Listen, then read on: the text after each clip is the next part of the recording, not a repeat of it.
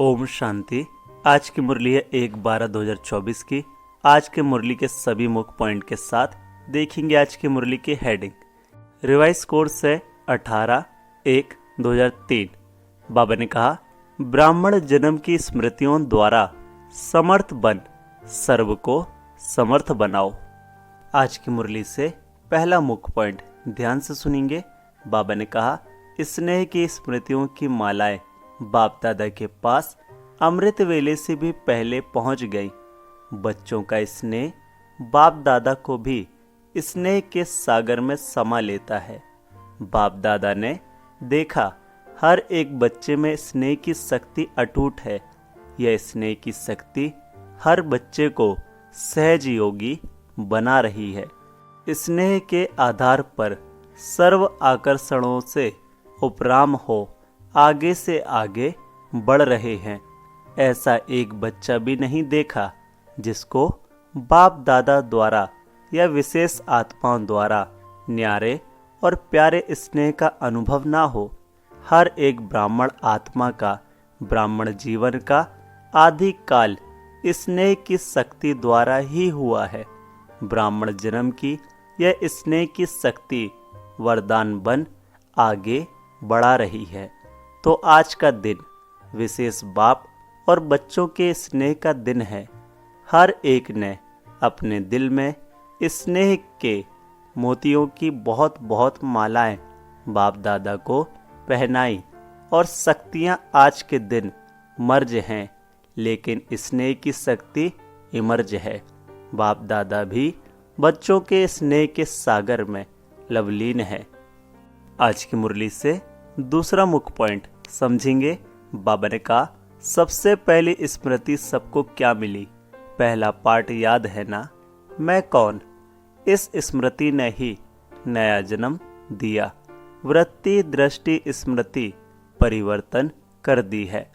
ऐसी स्मृतियां याद आते ही रूहानी खुशी की झलक नैनों में मुख में आ ही जाती है।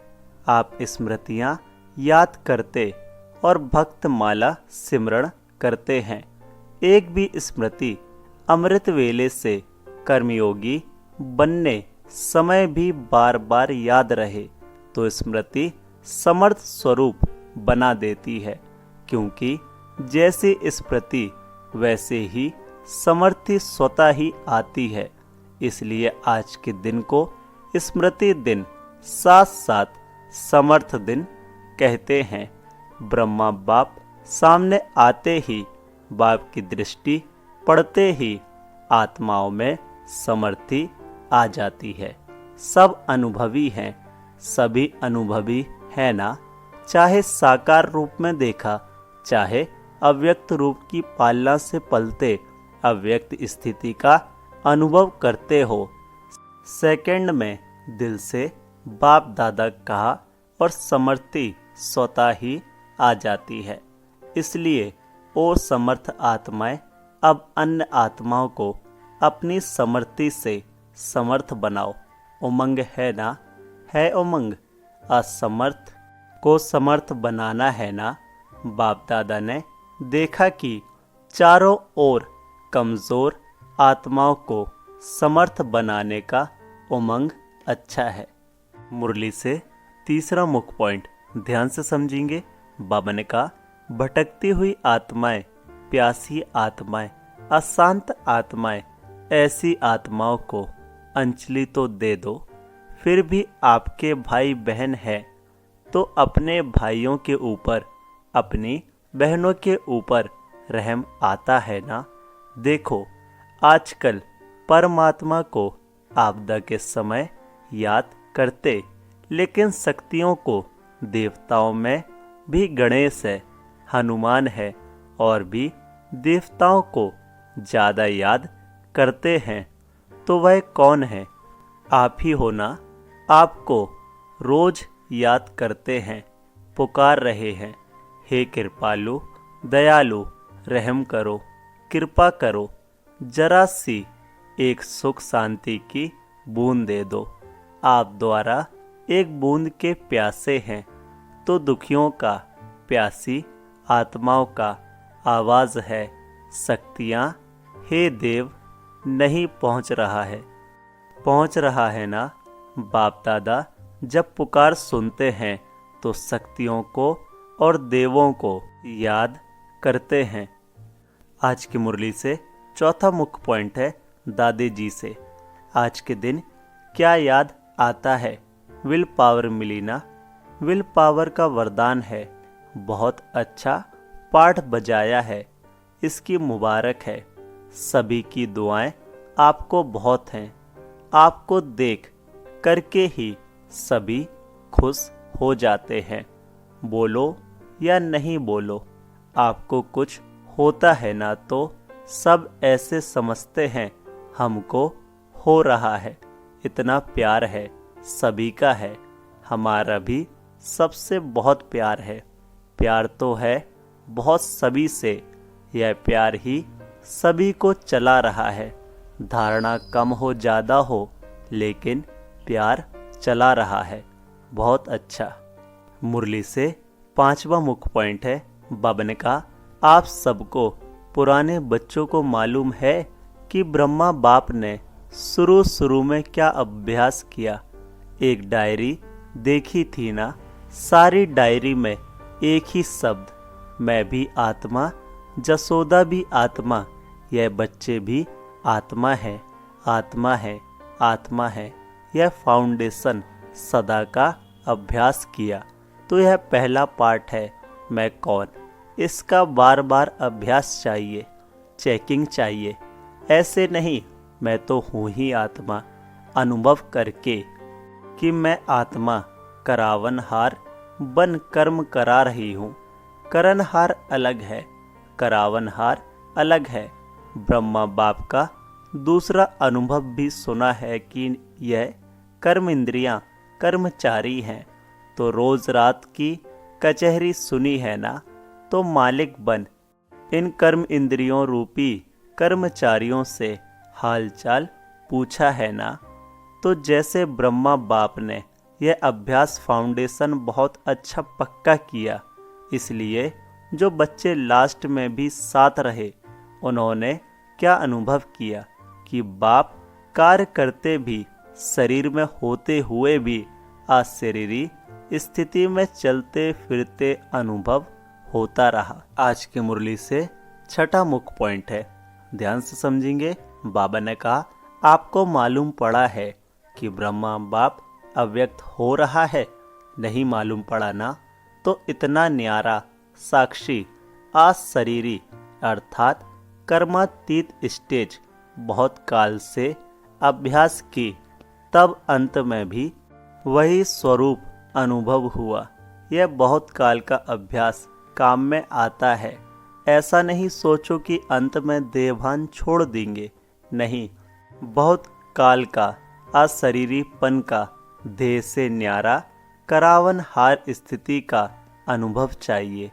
अंतकाल चाहे जवान है, चाहे बूढ़ा है, चाहे तंदुरुस्त है, चाहे बीमार है, किसका भी कभी भी आ सकता है। इसलिए बहुत काल साक्षीपन के अभ्यास पर अटेंशन दो। चाहे कितनी भी प्राकृतिक आपदाएं आएंगी, लेकिन यह अशरीरीपन की स्टेज आपको सहज न्यारा और बाप का प्यारा बना देगी। इसलिए बहुत काल शब्द को बाप दादा अंडरलाइन करा रहे हैं। मुरली से सातवां मुख्य पॉइंट है। बाबा ने कहा, बाप समान बनना है तो बाप निराकार और फरिश्ता है। ब्रह्मा बाप समान बनना अर्थात फरिश्ता स्टेज में रहना। जैसे फरिश्ता रूप साकार रूप में देखा, बात सुनते, बात करते, कारोबार करते अनुभव किया कि जैसे बाप शरीर में होते न्यारे हैं। कार्य को छोड़कर अशरीरी बनना, यह तो थोड़ा समय हो सकता है, लेकिन कार्य करते समय निकाल अशरीरी पावरफुल स्टेज का अनुभव करते रहो। आप सब फरिश्ते हो। बाप द्वारा इस ब्राह्मण जीवन का आधार ले संदेश देने के लिए साकार में कार्य कर रहे हो। फरिश्ता अर्थात देह में रहते देह से न्यारा, और यह एग्जाम्पल ब्रह्मा बाप को देखा है। असंभव नहीं है, देखा अनुभव किया। जो भी निमित्त हैं, चाहे अभी विस्तार ज़्यादा है, लेकिन जितना ब्रह्मा बाप की नई नॉलेज, नई जीवन, नई दुनिया बनाने की जिम्मेवारी थी, उतनी अभी किसी की भी नहीं है। तो सबका लक्ष्य है ब्रह्मा बाप समान बनना, अर्थात फरिश्ता बनना। शिव बाप समान बनना, अर्थात निराकार स्थिति में स्थित होना मुश्किल है क्या? आज की मुरली से 8वां मुख्य पॉइंट। बाबा ने कहा, आज स्मृति दिवस पर बाप दादा समानता में समीप आओ, समीप आओ, समीप आओ का वरदान दे रहे हैं। सभी हद के किनारे, चाहे संकल्प, चाहे बोल, चाहे कर्म, संबंध, संपर्क, कोई भी हद का किनारा अपने मन की नैया को इन हद के किनारों से मुक्त कर दो। अभी से जीवन में रहते मुक्त, ऐसे जीवन मुक्त का अलौकिक अनुभव बहुत काल से करो। अच्छा, चारों ओर के बच्चों के पत्र बहुत मिले हैं और मधुवन वालों की क्रोध मुक्ति की रिपोर्ट, समाचार भी बाप दादा के पास पहुंचा है। बाप दादा हिम्मत पर खुश है और आगे के लिए सदा मुक्त रहने के लिए सहन शक्ति का कवच पहने रखना।